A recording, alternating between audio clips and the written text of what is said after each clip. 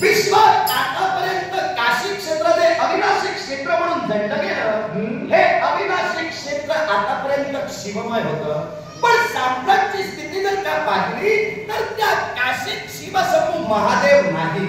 आणि म्हणूनच जर तुम्ही अग्नी नारायणाला आज्ञा करत असाल, अग्निदेव काशीतील तुझे अंश लुप्त कर, मला तरी असं वाटतंय देवेंद्र महाराज निश्चितच मी कुठेतरी अधर्माच्या मार्गाला पाऊल टाकतोय. याच्या मुळाशी कारण आहे देवेंद्र महाराजाच्या मुळाशी कारण आहे पंच महाभूतातील तेजाची देवता म्हणून मला संबोधिलं गेलं. या विश्वात अगदी प्रत्येक घटकाला सूक्ष्म सूक्ष्म अणु अणु खऱ्या अर्थानं अग्नी नारायण सामावला गेला.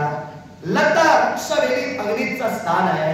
प्रत्येक मानवाच्या देहात अग्नीचं वास्तव्य आहे. या विश्वाच्या पाठीवर जो शैयू मुख्य अग्नी म्हणून जो जगविख्यात झाला, तो शैयू अग्नी तुमच्या नेत्रासमोर उभा आहे. शैयू अग्नीची पत्नी स्वाहा या आम्हा दोघांपासून तिघांकीत माझ्या पुत्रांची निर्मिती झाली.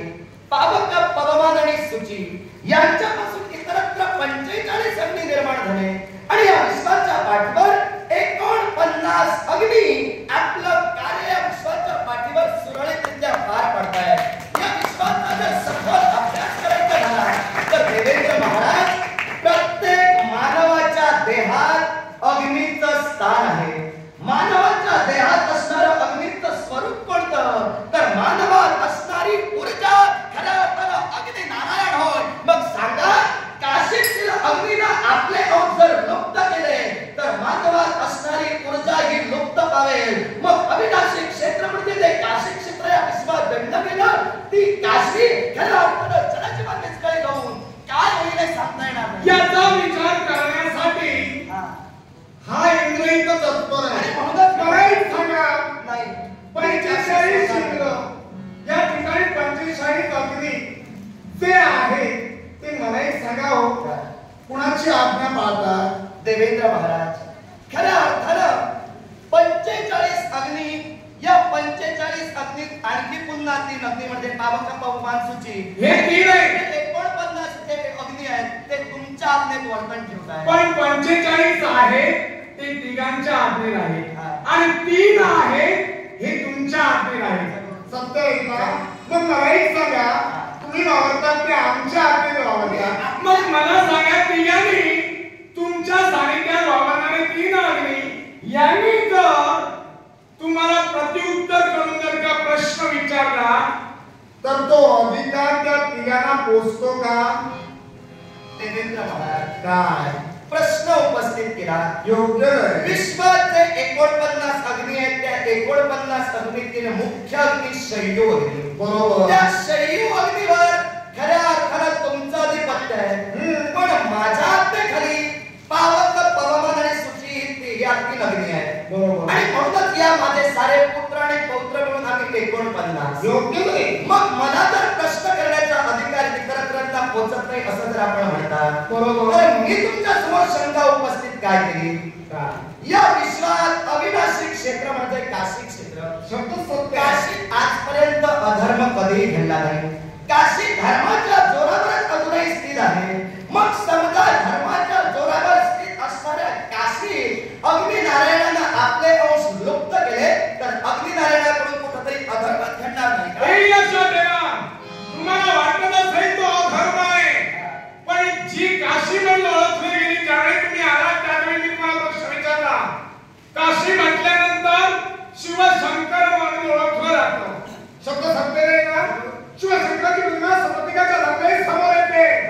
मग ती तर काशी जर का शिवशंकराला पुन्हा द्यायची जर का असेल आणि त्याच्यासाठी तुम्ही जर का प्रयत्न केला, तुमच्या प्रयत्नाला जर का यश मिळाले असेल तर निश्चितरित्या माझं कर्तव्य म्हणजे काशी मला शिवाला पुन्हा मिळवून द्यायचे. प्रयत्न आम्ही निश्चितच बनवू. या विश्वात काशी क्षेत्र हे शिवशंभू महादेवांना अधिकतम प्रिय आहे. अर्थात अधिकतम प्रिय असणारं काशी क्षेत्र साम्राज्य शिवशंभू महादेवांना सोडावं लागलं. त्या मागची कारण आता सर्वांना ज्ञात झालेली आहे. पण अग्निनारायणाला तुम्ही काशी सोडण्यास भाग पाडता. मी तर असं म्हणेन अग्नीचं स्वरूप या विश्वात आगळं आणि वेगळं आहे. ते देवतांपासून या विश्वात कोणालाही कळला नाही. अग्नीचं ऊर्ध्व आणि अधो हे दोन स्थिती ज्यावेळी अग्नीला धारण केली त्यावेळी या विश्वात खऱ्या अर्थानं हलकल्लोळ निर्माण झाला. मग काशी सोडण्यापेक्षा ऊर्ध्व आणि अधो स्थितीत मी नाही कदापि नाही. कारण जिथं शिव आहे, शिवाचं अस्तित्व काय आहे हे तुम्हाला सरळ पटवून द्यायचं आहे. राजकारणाचं अस्तित्व कितपत आहे याची धारणा करायची आहे आणि राजकारणापेक्षा श्रेष्ठ शिव आहे. शिवशंभू महादेव निश्चितच श्रेष्ठ आहे. शिवशंभू महादेवांचं श्रेष्ठत्व मी कधी नाकारणार नाही, कारण त्यांच्यामुळेच आमची निर्मिती आहे. आणि म्हणून मी तुम्हाला सांगतो आहे, धर्माच्या जोरावर जो अग्नी नारायण आजपर्यंत प्रखर बनला, धर्माच्या जोरावर अग्नी नारायणाने औषधातलं तेज संपादन केलं, तो अग्नी नारायण काशी सोडणार नाही म्हणतो. तुमच्या शब्दात नाही.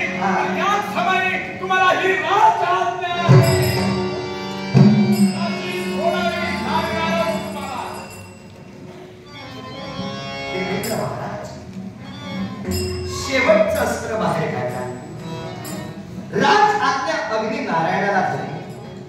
पंच महाभूतांवर तुमचं अधिपत्य निश्चितच आहे, तेव्हा राज आज्ञेचा अवघेद अग्नी नारायण कधीच करू शकणार नाही. क्षमा करा. पुण्यात एक शब्दाला जर अग्नी नारायण बोलला असेल, मोठ्या मनानं आपण मला क्षमा करावी, मी दिलगिरी व्यक्त करतो आहे. पण या काय बसलंय अग्निदेव घनघोर प्रतिज्ञा ऐकावीशी वाटले.